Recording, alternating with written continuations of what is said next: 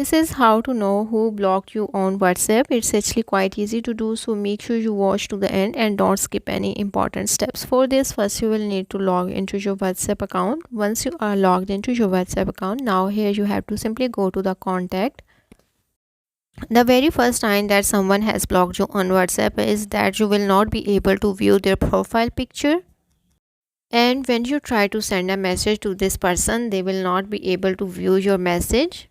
Usually when someone reads your message on WhatsApp, then you will be able to view double blue ticks on your message. But if you are not able to view double tick on your message and it's dark, now it's been more than 48 hours, then this means that they have blocked you. You will not also be able to view their profile bios.